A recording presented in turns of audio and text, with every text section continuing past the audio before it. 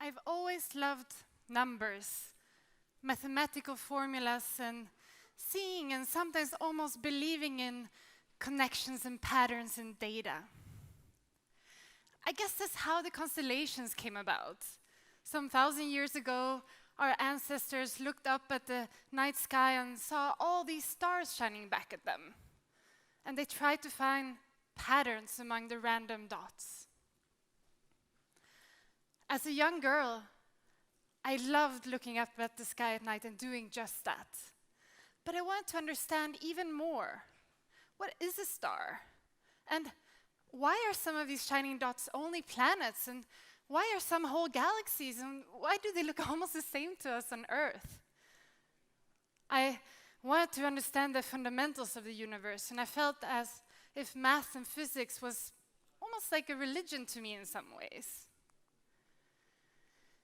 I guess it was no surprise to my parents when I ended up studying physics and eventually continued with a PhD in particle physics at the CERN laboratory in Switzerland. At CERN, I felt like I finally have found a place in the world where I belonged, where my friends and colleagues share the same passion as me for math, physics, and data.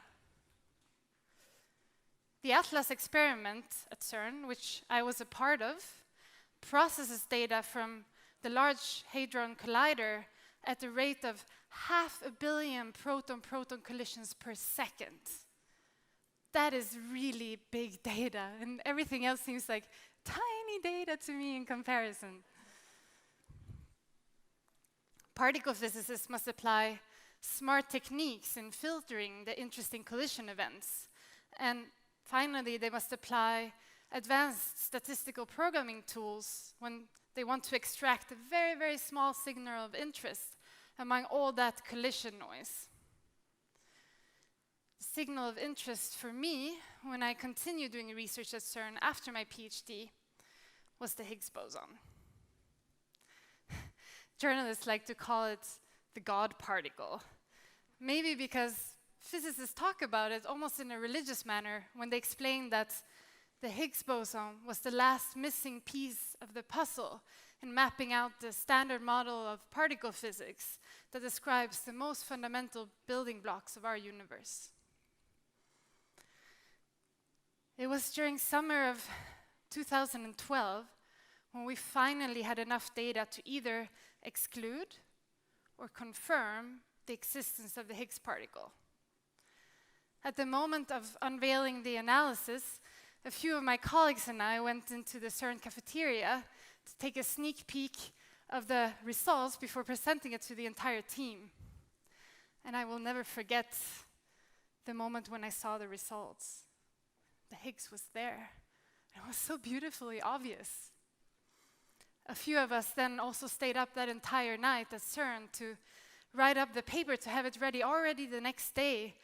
And I don't think anything will ever beat that feeling as I biked home that summer morning after the most exciting 24 hours of my life. It was almost like being high on something. I guess I was high on endorphins, or yeah. We didn't know it then, but we did suspect it, that this would lead to a Nobel Prize in Physics for the theoreticians who had predicted the Higgs existence. And that already happened the following year. And that's of course super exciting, but I still often get the question, but so what? How does the Higgs discovery improve my daily life? And although they have a valid point, I do think that they underestimate the importance of understanding the data of our world. Keeping investing in fundamental research to accelerate knowledge for the longer future is key. Otherwise, technology and the development of society and even culture will stagnate at some point. Just try to imagine if the electron had never been discovered in the first place.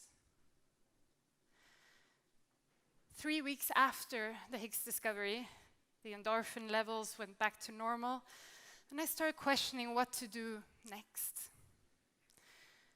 The experiment was shutting down for a couple of years for an upgrade, and after that, will I ever be able to be part of something this great again in particle physics? A month after the Higgs discovery, it was also time for our wedding. And the honeymoon that followed gave time for reflection for the first time in really long.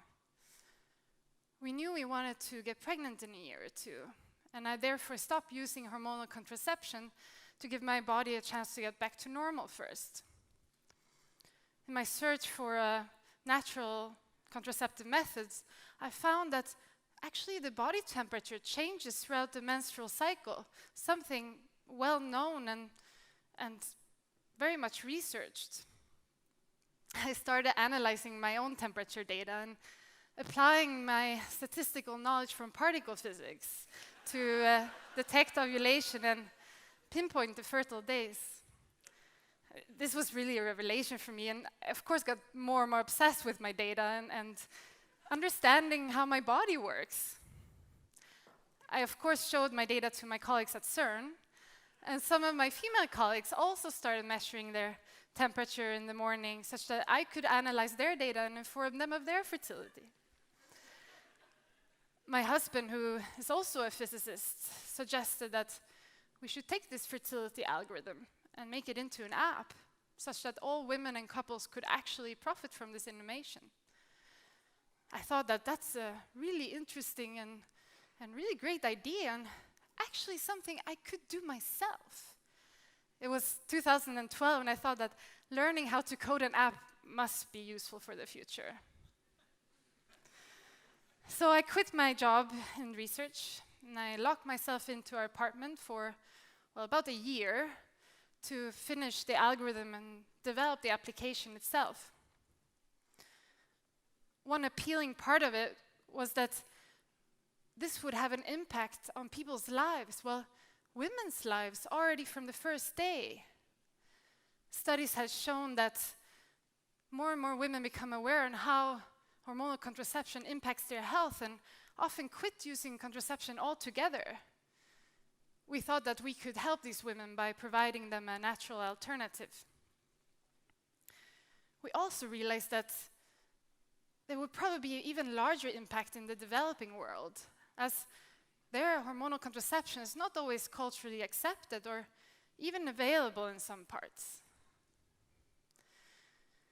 According to the WHO, about 90 million out of the 210 million pregnancies per year are unintended.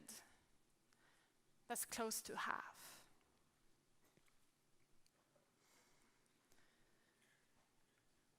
When talking to some of our very first users of the app, I quickly discovered that it wasn't only me or scientists in general who felt empowered by getting a full understanding and control of their bodies.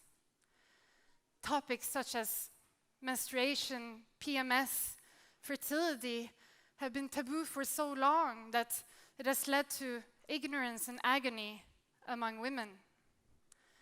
It doesn't help that many women are put to artificial state of infertility by the pill from teenage years until it's time to have children, which becomes progressively later in our Western society. If we could only have the information in our hands to fully understand our bodies, because then we could make proper educated choices around that information. The feedback we get from our users today is rarely about the app itself, but they rather describe how the algorithm has helped them understand their bodies and how that empowers them. Seeing how my innovation has improved women's lives empowers me, but also humbles me at the same time. We have faced, and we are still facing, a surprising amount of skepticism. I guess I was maybe a bit naive at first when I thought that, well, as long as I do something good for the world, and I think I did when I developed an effective, side effect-free contraceptive option. Thank you.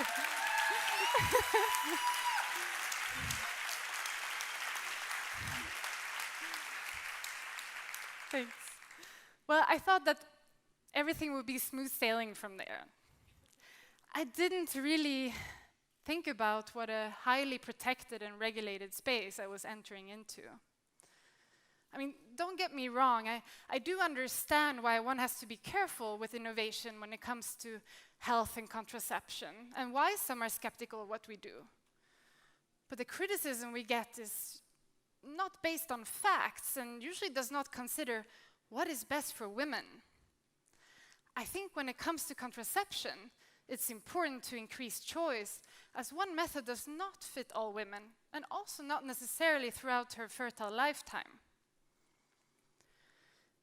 The critics also often underestimate women's intelligence by insinuating that the method is too complicated for younger women to handle. And I wonder, why are people not comfortable with the women having the information in their hands that they need to be in control of their own bodies? The best ammunition against the skeptics is the data that we have. We have to date published 3 clinical studies together with the leading experts in the field of contraception. The last study is the largest prospective study ever performed on natural contraception, and shows from data on more than 22,000 women that the effectiveness of the method is comparable to that of the pill, but without any side effects or health risks.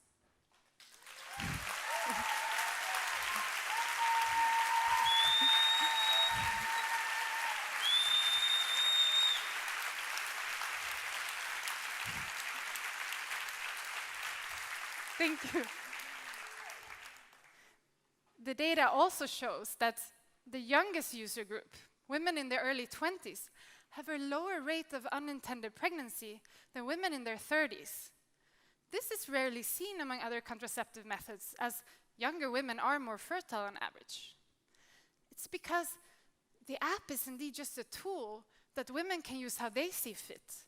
And since younger women have a stronger wish to avoid pregnancy, they are actually better at protecting themselves when they are fertile. So the data shows that these young women can very much handle the data on their own bodies, and they should not be underestimated. It's also very much thanks to the data that we have and the clinical studies we perform that our app is the first ever to be certified as a contraceptive. It is now a medical device in the same regulatory risk class as the condom. And this is a huge milestone, not only for us or our users, but for health applications in general, as it is now possible for an algorithm to replace a pharmaceutical drug. I will never finish if you keep doing like this.